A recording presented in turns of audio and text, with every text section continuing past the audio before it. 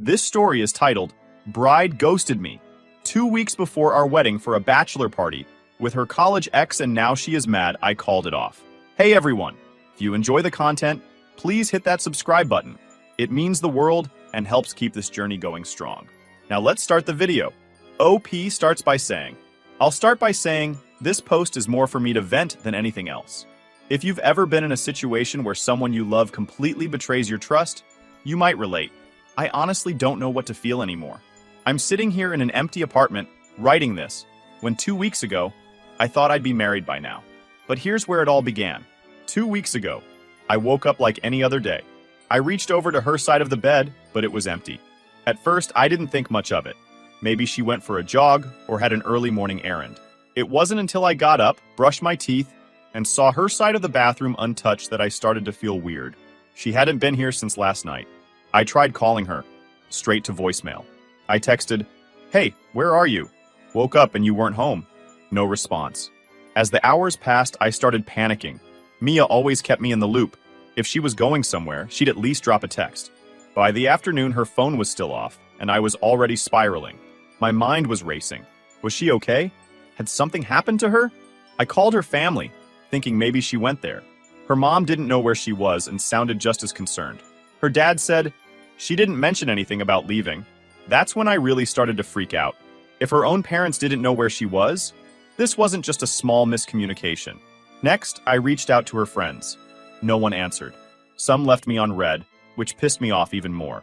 They were always chatty when we were out at dinner or parties, but now they were suddenly silent. I was losing it. By the evening, I was pacing around the living room. Should I call the police? What if something bad had happened? I barely slept that night. My phone was glued to my hand. Every time a notification popped up, my heart would jump, but it was never her. Around 4 a.m., completely exhausted, I opened Instagram out of habit, scrolling mindlessly, and then I saw it. A group photo. A bunch of her college friends at some bar, laughing, drinks in hand. And there she was, front and center, smiling like she didn't have a care in the world. My stomach dropped. I stared at the picture, hoping I was wrong, but it was her. The bar was tagged in the post. Out of curiosity, I tapped on it and realized it wasn't even local. It was in Spain. Spain. My fiancé, the person I was supposed to marry in 2 weeks, had hopped on a plane and flown halfway across the world without telling me. I felt like my brain couldn't process it. This wasn't real. It couldn't be. But there she was, grinning with her friends like everything was fine. No message, no call, no explanation. Nothing. I was furious. I mean, who does that? How do you just disappear without a word to your partner? I texted her immediately. I know where you are. You better get on the next flight home or this wedding is off. I didn't even care if I sounded harsh. What else was I supposed to say? I poured my heart into a follow-up message, telling her how disappointed I was. But did she respond? Of course not. Her phone was still off. I ended up staring at the ceiling for hours, replaying every moment of our relationship in my head, trying to figure out how we got here. The next day, her parents called again, asking if I'd heard from her. When I explained what I found, they were as shocked as I was. Spain? Her mom asked, sounding like she was about to cry. Her dad just muttered something about damn friends under his breath. They promised to try and reach her, but I wasn't holding my breath. At this point, I wasn't even sad anymore. I was just pissed. The love of my life, the person I thought I knew, had chosen to party with her friends in another country instead of being here with me. It wasn't even about the wedding anymore. It was about respect. That evening, she finally called. Her voice was calm, like nothing had happened. "Hey," she said casually, as if we weren't on the verge of a massive fallout. I didn't even let her finish her sentence before I let loose. "Do you have any idea what you've done?" I said, my voice shaking. "You disappeared. I thought something had happened to you. Do you know how scared I was?" She sighed, annoyed, like I was being dramatic. "It's not that big of a deal," she said. Not that big of a deal? I couldn't believe my ears. She went on to explain that her college friends had been planning this surprise trip for months. They only told her about it last week and had already booked and paid for everything. She didn't want to go at first, she claimed, but they insisted and didn't want to waste the money. I asked her why she didn't just tell me. "Because I knew you'd overreact," she said. "I wanted to go. I deserved it. I haven't had a trip with my friends in years." Overreact? I didn't even know what to say to that. I was too stunned to yell. I asked her point blank, "What about our wedding? Did you think about that?" She shrugged it off. I'll be back before then. It's just 2 weeks. Relax. Relax. That word set me off. If you're not back tomorrow, I told her, there won't be a wedding to come back to. Her response? I already told you I'm staying. Deal with it. And then she hung up. I'm not proud of what I did next, but I spent the rest of the night stewing in my anger. Every time I thought about her sitting in some bar in Spain, laughing it up while I was here cleaning up her mess, my blood boiled. That's when I made the decision. I wasn't waiting for her to come back. I was calling off the wedding. She wanted to party? Fine. She could party all she wanted, but she wasn't going to party her way back into my life. The morning after that awful call, I woke up feeling hollow. I'd barely slept, replaying our conversation in my head over and over. I kept thinking, how did it come to this? Just days ago, we were picking out cake flavors and finalizing the guest list. Now I was staring at the ceiling, trying to convince myself this wasn't all a bad dream. When I finally dragged myself out of bed, the first thing I did was check my phone. No texts, no missed calls, no apologies. She wasn't going to reach out. I think deep down, I already knew that. I started scrolling through Instagram again, even though it felt like punching myself in the face. More pictures, more stories. She was at some beach this time, drink in hand, arm around one of her friends. She looked so happy. I wasn't even jealous at that point. I was just angry. It wasn't just that she was partying while I was losing my mind. It was that she didn't seem to care. Not about me, not about us. I decided I wasn't going to sit around waiting for her to come to her senses. The first thing I did was text the wedding planner. We need to talk, I wrote. It felt surreal typing those words, like I was talking about someone else's wedding. She responded almost immediately, probably assuming I had some last-minute change to the seating chart. Little did she know. Next, I drafted a message to our guests. I stared at it for what felt like forever, rewriting the words in my head before finally typing them out. Period. Hi everyone. I wanted to let you know the wedding is canceled. Please don't contact me about this right now. I need time to process everything. Thank you for understanding. I didn't explain. I didn't feel like I owed anyone more than that. As soon as I hit send, the messages started pouring in. Most were sympathetic. So sorry to hear this, or let me know if you need anything. But a few people wanted details. What happened? They asked. Are you okay? I ignored them. I wasn't ready to talk about it. By the afternoon, word had gotten around. Her parents called me, their voices shaky with confusion. What's going on? Her mom asked. Why are people saying the wedding is canceled? I explained everything, from the moment she disappeared to that awful phone call. I told them about the texts, the Instagram posts, the blatant disregard for what we'd built together. Her mom cried. Her dad didn't say much, just muttered something about her needing to grow up. They promised to try and get through to her, but I wasn't holding my breath. If she hadn't listened to me, why would she listen to them? That evening, she called again. This time, I let it ring out. I wasn't in the mood to hear her excuses. She texted instead. Period. Please answer. I just want to talk. I didn't reply. The next day, I started making the hard calls. Canceling the venue, the photographer, the florist. I thought it would hurt more, but honestly, it was cathartic. Each cancellation felt like reclaiming a little bit of control. I wasn't going to let her actions dictate my life anymore. The wedding planner was understanding. I'm sorry to hear this, she said. Let me know if there's anything I can do. The vendors weren't as kind. Some charged hefty cancellation fees, which stung, but I figured I'd deal with that later. By the time I finished, the only thing left to do was pack up her things. I couldn't bear to look at them, so I stuffed everything into boxes as quickly as possible. Her clothes, her books, even the stupid little knickknacks she insisted on keeping on the coffee table. It all went into the spare room, out of sight and out of mind. That night, her parents called again. They'd finally gotten through to her, they said. She was upset and wanted to come home. Just give her a chance to explain, her mom pleaded. She loves you, but love wasn't enough. If she loved me, she wouldn't have done this in the first place. She can come back, I said, my voice cold, but she won't be coming back to me. She showed up 2 days later. I saw her car pull into the driveway, her suitcase in the trunk. I didn't even open the door. She knocked and knocked, calling my name, but I stayed inside. Please, let's talk, she shouted. We can fix this. Her voice cracked, and for a moment, I almost caved. Almost. But then I remembered the phone call, her laughing in the Instagram stories, the way she told me to deal with it. I already told you, I said through the door. The wedding is off. You made your choice. She started crying then. loud, messy sobs that echoed through the door. It hurt to hear her like that, but I couldn't let her back in. Not after everything. Eventually, she left. I watched her drive away, tears streaming down her face. It felt like a weight had been lifted, but also like a part of me had been ripped out. That night, I got another flood of messages. Her friends, her family, even a few of our mutual friends. She's really sorry, they said. You need to talk to her. But I couldn't. Not yet. Maybe not ever. After Mia left that day, the reality of what I'd done started to settle in. The wedding wasn't just on hold. It was canceled, finished, and so was our relationship. At first, I felt a weird kind of relief, like I'd finally made a decision and didn't have to keep agonizing over it. But that relief didn't last long. Everywhere I turned, there were reminders of her. The stupid little magnets she collected from every trip we went on. Her favorite mug, still sitting in the sink. The framed picture of us at her cousin's wedding last year, where everyone kept saying we looked like the perfect couple. It was like the apartment was mocking me. I thought about boxing everything up and dropping it off at her parents' house. But even the thought of seeing her mom's face made my stomach churn. So I left it all in the spare room and closed the door. Out of sight, out of mind, right? The messages kept coming. Friends, family, random acquaintances. Everyone wanted to know what happened.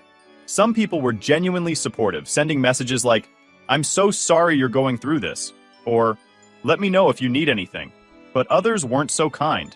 A few mutual friends started to push back. "You're seriously calling off a wedding over this?" One of them wrote. "She didn't cheat on you. She just went on a trip with her friends. Don't you think you're overreacting?" Overreacting. That word kept coming up, and it pissed me off every time. I wasn't overreacting. This wasn't about the trip. It was about the way she handled it. She didn't just book a last-minute flight. She ghosted me. She ignored my calls, my texts, everything.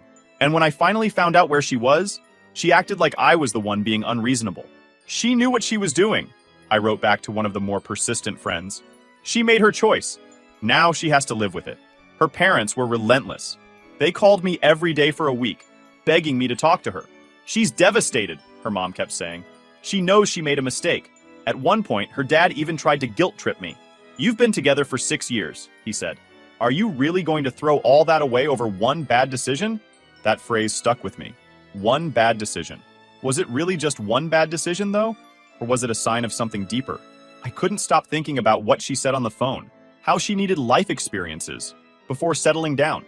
It was like she was already regretting the life we were building together, and I couldn't unhear that. Suri. Eventually, my parents got involved. I don't know if Mia's family called them, or if word just got around. But one night, I got a text from my mom. "We need to talk." When I called her back, she didn't waste any time. "What's going on?" she asked. "Why is the wedding canceled?" I tried to explain, but it didn't seem to sink in. She kept interrupting, asking why I couldn't just forgive her and move on. "People make mistakes," she said. "You're not perfect either, you know."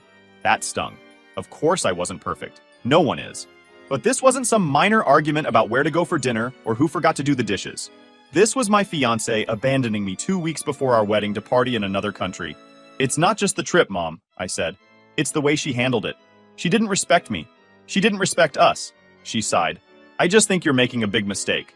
That was the end of the conversation. The tipping point came a few days later when Mia's friends emailed me.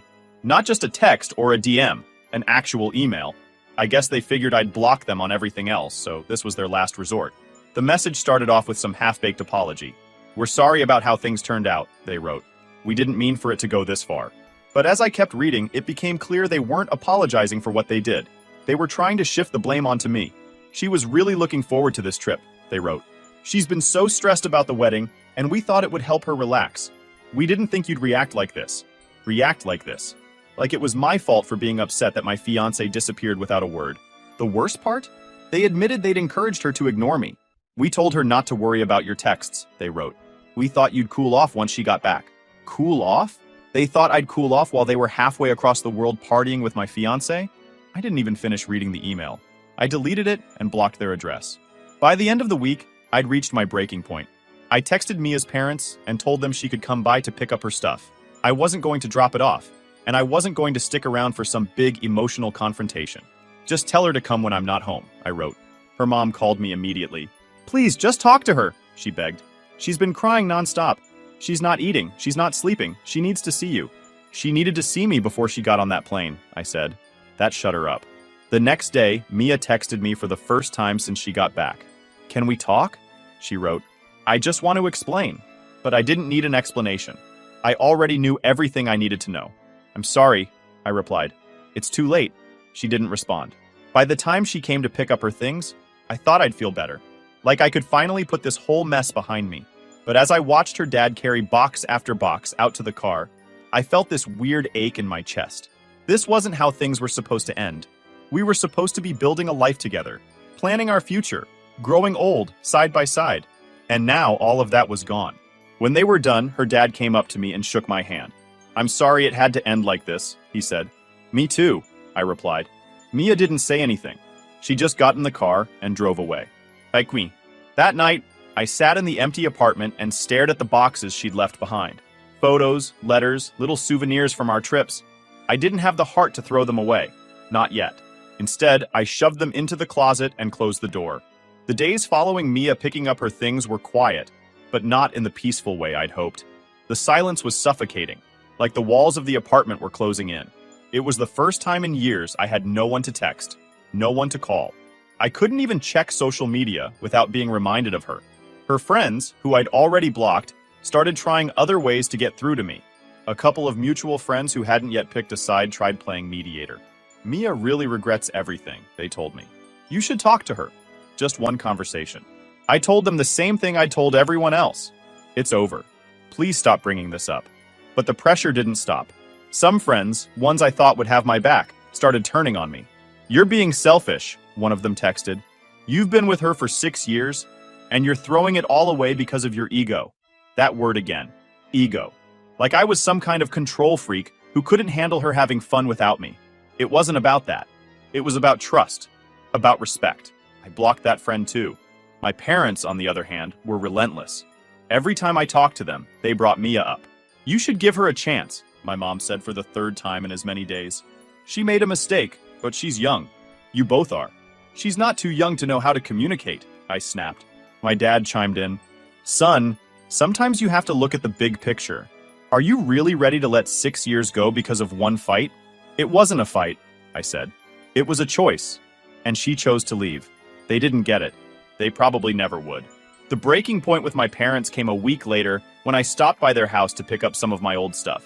My mom cornered me in the kitchen and started her usual spiel. She's been calling us, she said. She's devastated. Don't you think you should at least hear her out? No, Mom, I said, trying to keep my voice calm. She pressed on. She's a good girl. You know that. She just got caught up in the moment. It doesn't mean she doesn't love you. I lost it then. If she loved me, she wouldn't have done this. End of story. My mom looked like I'd slapped her. She didn't say anything after that, and when I left, I could tell things weren't going to be the same. In the middle of all this, Mia's college friends reached out again. This time, they texted me from a new number. We just wanted to say sorry again for what happened, the message read. We didn't mean for things to get this bad. I didn't even respond.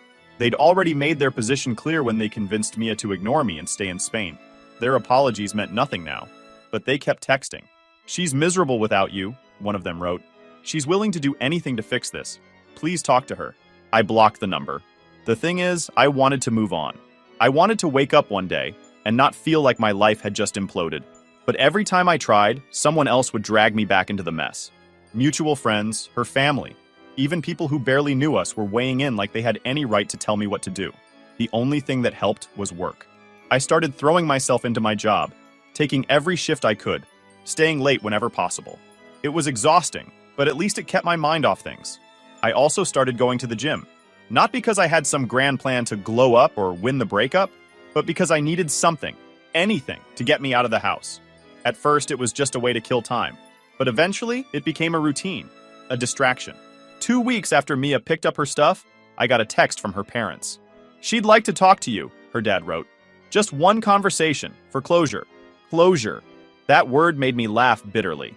She didn't care about closure when she left for Spain. She didn't care about it when she ignored my calls and told me to deal with it. Now she wanted closure? I didn't reply. A month later, I ran into her at a coffee shop. I hadn't seen her since the day she came to get her things, and it caught me off guard. She was sitting by the window, staring at her phone. She looked tired, older somehow. I froze. Part of me wanted to leave before she saw me, but before I could turn around, she looked up. Our eyes met, and for a moment, it felt like time stopped. She smiled faintly and waved. I hesitated, then walked over to her table. "Hi," she said softly. "Hi." We stood there awkwardly for a few seconds before she gestured to the chair across from her. "Do you want to sit?" I did. We didn't talk about the wedding, or the trip, or any of the things that had torn us apart. Instead, we made small talk. She told me about her new job. I told her about mine. It was polite, almost distant, like we were old acquaintances catching up. When I finally left, I felt strange. Not sad, exactly. Just empty. That encounter made me realize something. I was never going to get the closure I wanted. Not from her, not from anyone. The only way to move on was to accept that some things don't make sense and some wounds don't heal cleanly. So that's what I've been trying to do. After that run-in with Mia at the coffee shop, I thought about her a lot. Not in a maybe we'll get back together kind of way. More like trying to make sense of the past 6 years. What went wrong? Could I have done something differently? Was I too harsh? Too inflexible? Those questions haunted me. I'd go over everything in my head late at night when the apartment was too quiet. The way she'd laughed when we first met in college. How we'd stayed up all night talking about our dreams. And how sure we'd been about our future together. 6 years of memories. And yet, here we were. Strangers now. I started therapy about 3 months after the breakup. A good friend, one of the few who had stuck by me through all this, suggested it. At first, I didn't think I needed it. "I'm fine," I told her. "I just need time." But time wasn't helping. Every time I felt like I was moving on, something would drag me back. A memory, a text from someone who didn't know the wedding was off, even a random song on the radio. It was exhausting. The first therapy session was awkward. I didn't know where to start, so I just blurted out, "I was supposed to get married, but I called it off." The therapist nodded and asked me to explain. As I talked, all the anger, confusion, and guilt I'd been bottling up poured out. By the end of the session, I felt like I'd run a marathon. Therapy didn't fix everything overnight, but it helped me unpack a lot of things I hadn't even realized I was carrying. I started to see how much of my anger wasn't just about the trip, but about deeper issues. The way Mia had handled things showed me how differently we saw our relationship. To me, marriage was a partnership. To her, it seemed like something she was doing because it was expected of her. The therapist asked me a question that stuck with me. If this hadn't happened, do you think you'd have noticed these differences later? I thought about that a lot. Maybe the wedding would have gone ahead, and we'd have spent years together before realizing we weren't on the same page. Maybe it was better that it ended now, even if it hurt like hell. I started focusing more on myself. I wasn't just going to the gym anymore. I was setting goals. I started running in the mornings, something I'd never done before. I signed up for a cooking class because I was tired of eating takeout every night. Work became my safe space. I threw myself into projects, volunteered for extra tasks, and even got a small promotion after a few months. My coworkers joked that I was turning into a workaholic, but I didn't care. It was better than sitting at home, wallowing. Mia texted me once, about 6 months after the breakup. It was short, just a simple, "I hope you're doing well." I stared at the message for a long time, unsure how to respond. Part of me wanted to ignore it, but another part wanted to say something back. Not to rekindle anything, but just to, I don't know, acknowledge the time we spent together. In the end, I replied, "I am. I hope you are too." She didn't text back, and I was okay with that. My parents and I still weren't talking much. They'd been so caught up in the idea of Mia and me as the perfect couple that they couldn't see how toxic things had become toward the end. Every time I tried to explain, they'd brush it off as me being stubborn or dramatic. It hurt, but I decided I couldn't keep chasing their approval. I started spending holidays with friends instead of family, and honestly, it was better that way. A year after the wedding that never was, I realized I felt lighter. Not happy, exactly, but no longer weighed down by everything that had happened. I wasn't angry anymore. I wasn't constantly replaying our conversations in my head or wondering if I'd made the right choice. I saw Mia one more time, at a mutual friend's wedding. She was with someone new, and so was I. We exchanged polite smiles from across the room, but neither of us approached the other. Later that night, as I danced with my date, I realized I wasn't sad. I wasn't jealous. I wasn't anything. It was over. Looking back now, I think canceling the wedding was the best decision I've ever made. It was painful and messy and absolutely gut-wrenching, but it forced me to confront things I might have ignored otherwise. I learned a lot about myself in the past year. I learned how to set boundaries and stand up for what I need in a relationship. I learned that it's okay to walk away from something, even if you've invested years into it, if it's no longer serving you. Most importantly, I learned that sometimes letting go is the only way to move forward. If you've made it this far, thanks for reading. I don't know where life will take me next, but for the first time in a long time, I'm excited to find out. Stay strong, and don't settle for less than you deserve.